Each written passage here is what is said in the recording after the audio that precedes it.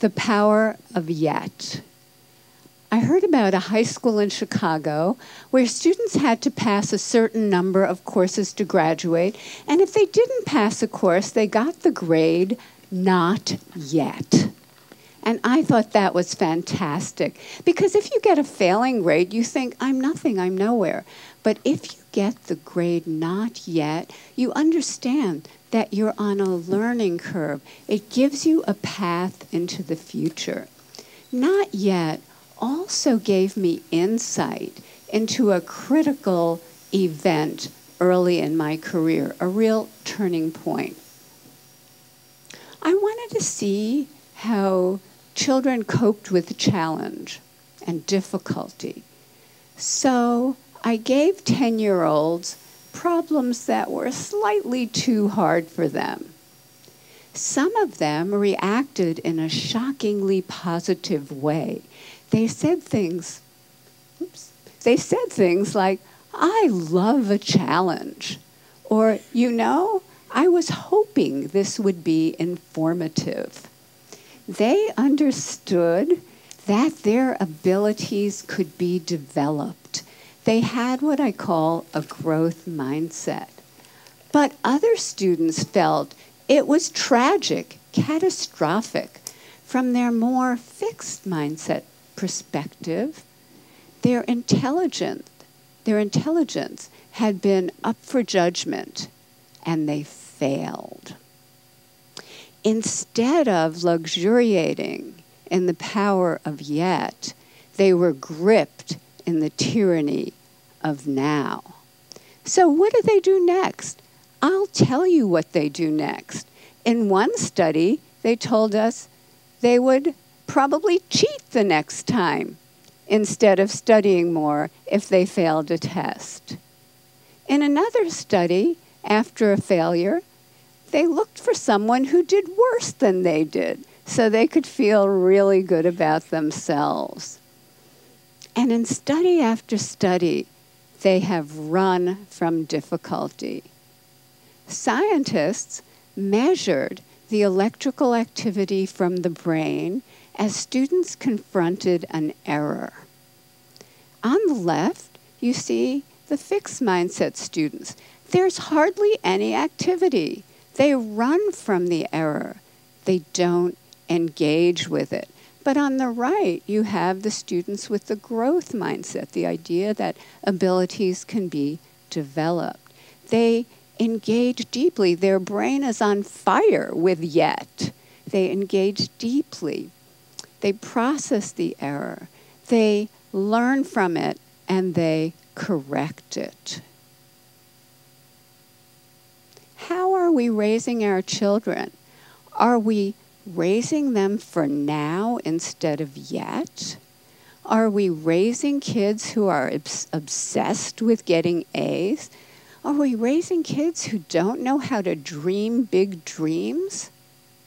Their biggest goal is getting the next A, or the next test score? And are they carrying this need for constant validation with them into their future lives? Maybe because employers are coming to me and saying, we have already raised a generation of young workers who can't get through the day without an award. So, what can we do? How can we build that bridge to yet? Here are some things we can do. First of all, we can praise wisely. Not praising intelligence or talent. That has failed. Don't do that anymore. But praising the process that kids engage in. Their effort, their strategies, their focus, their perseverance, their improvement. This process praise creates kids who are hardy and resilient. There are other ways to reward yet. We recently teamed up with game scientists from the University of Washington to create a new online math game that rewarded yet. In this game, students were rewarded for effort, strategy, and progress. The usual math game rewards you for getting answers right now, but this game rewarded process. And we got more effort, more strategies, more engagement over longer periods of time, and more perseverance when they hit really, really hard problems. Just the words yet or not yet, we're finding, give kids greater confidence. Give them a path into the future that creates greater persistence. And we can actually change students' mindsets. In one study, we taught them that every time they push out of their comfort zone to learn something new and difficult, the neurons in their brain can form new, stronger connections, and over time, they can get smarter. Look what happened. In this study, students who were not taught this growth mindset continued to show declining grades over this difficult school transition. But those who were taught this lesson showed a sharp rebound in their grades. We have shown this now, this kind of improvement, with thousands and thousands of kids, especially struggling students.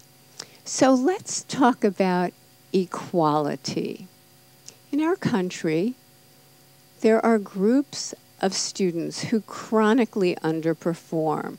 For example, children in inner cities or children on Native American reservations. And they've done so poorly for so long that many people think it's inevitable.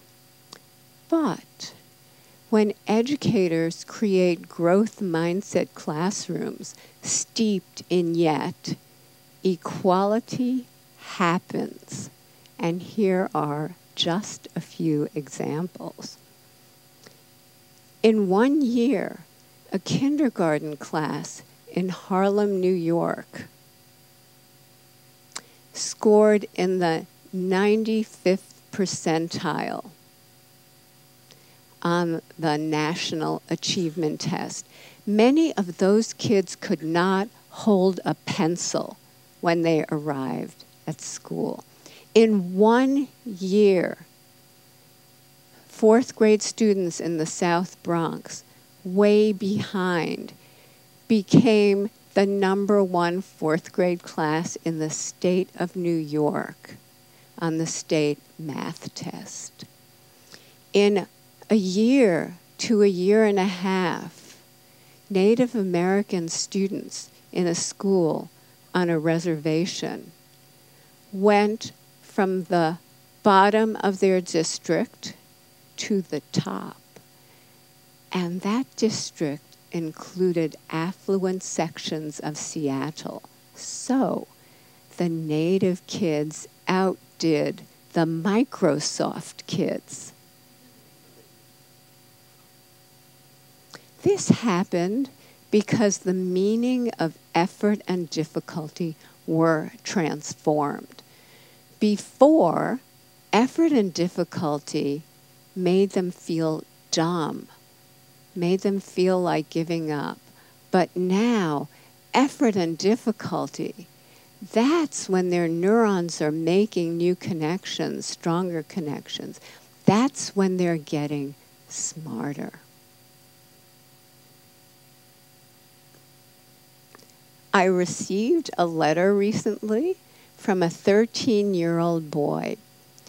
He said, "Dear Professor Dweck, I appreciate that your writing is based on solid scientific research, and that's why I decided to put it into practice.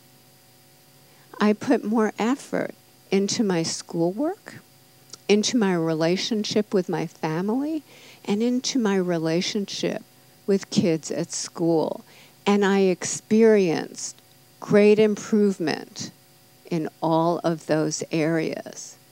I now realize I've wasted most of my life. Let's not waste any more lives, because once we know that abilities are capable of such growth, it becomes a basic human right for children, all children, to live in places that create that growth, to live in places filled with yet. Thank you.